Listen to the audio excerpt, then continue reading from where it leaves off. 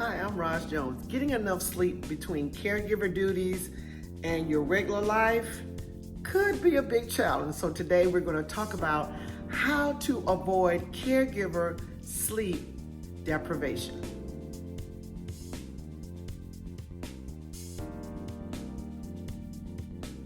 Hi, I am Roz Jones, the CEO and owner of Jacksonville's Best Caregivers, where we provide 4 levels of specialized care to your loved one: sitter, homemaker companion, home health aide, and certified nursing assistant. When you can't do it all, you give us a call.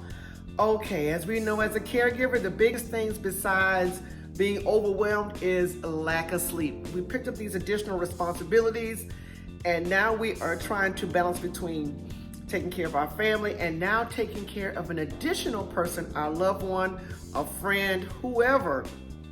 And now I'm not getting enough sleep.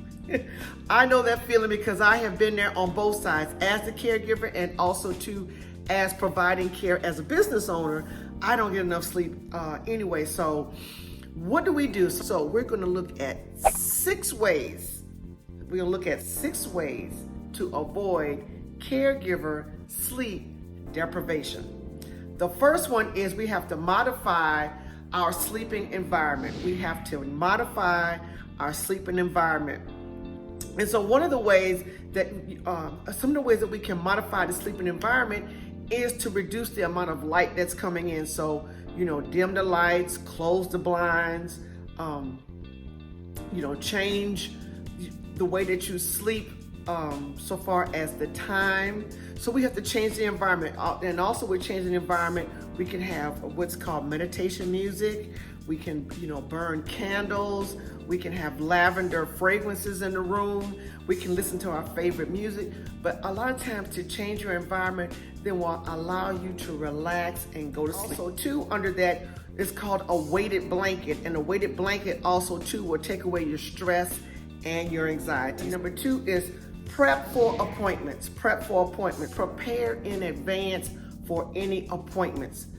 If you need a wheelchair, a walker, if you need extra time to get into that appointment. So number 1, let's prep for appointments. So how do we prep? We plan in advance. Number 1, we get all of our documentation that we need for that appointment, whether it be a doctor's appointment, a dental appointment, whatever the appointment is, an attorney's appointment. Get all your documentation in place, number 1. Number 2, have your clothes already ready, okay? If the appointment's gonna be long, have a snack or plan to eat out, okay? Number 4, what type of equipment are you gonna need to get in and out of that appointment? Because the distance where you may have to go, can the person walk or do they need a wheelchair? Is there an elevator? If there's not an elevator, then the appointment would have to be made on the first floor. Think about those things. And then also too, bring extra pull-ups because they may have a little accident and you need to kind of tidy up. So pull-ups and wipes. So those are the type of things that you have to prepare for in advance. Right. Number 3, let's look into monitoring, into remote monitoring. And the reason why I say do a remote monitor, like a baby monitor or a little camera where you can listen. Some baby monitors have cameras where you can look in on the person that you're taking care of. And so this also too will allow you to sleep because now you're not worried about if they're getting up or if something is happening in the room and you don't know anything about it. So that allows you to rest and also kind of keep a little eye on the person that you're taking care of. So remote monitoring devices are now really inexpensive. You can go to Babies R Us or look on Amazon, Etsy, wherever the case may be, and get a monitor, probably relative to, or even Facebook Marketplace. A lot of people are, selling items. So, look, make sure they work before you get it. If you do it secondhand or don't get it off of, Amazon or something like that, but make sure that you look, okay? Number 4, avoid the blue light. What is the blue light? The blue light is any type of electronic devices, cell phone, laptop, tablet, whatever these electronic devices are, these lights keep us up. And, notifications, when you turn all of that off. So let's get rid of the blue light and, shut down your computer, turn your cell phone off, If your loved one is living with you, there's no reason for you to have your cell phone on. However, if your loved one is not living with you, face the cell phone down, face down. So if you are getting sleep, you can, but the light is not, every time a notification goes off, you can see the light. It bothers you, it disturbs you. So let's reduce the blue light, and that's because a lot of times those lights come from electronic devices. Tip number 5, eat for sleep. Eat for sleep. One of the things that you can't eat for sleep is caffeine. So you don't want to drink caffeine late at night. If those of you who are avid coffee drinkers, tea drinkers, Coke, soda, whatever the case may be, drink it earlier in the day. Drink it in the morning or by lunch, and then after lunch, try not to drink any caffeine because that's going to keep you up. Now, what's a list for some of those foods that will help you sleep? Here's a list. You want to eat foods that are high in melatonin. And here's a list of some of the foods that will help you get a better night's sleep. That includes cherry juice, almonds, and walnuts. Other foods that aid in high quality of sleep and fight insomnia include chamomile tea, turkey, banana, kiwi, and fatty fish. So that's number 5, eat to sleep. So now let's go on to number 6. Oh, this is one hard for me. Exercise.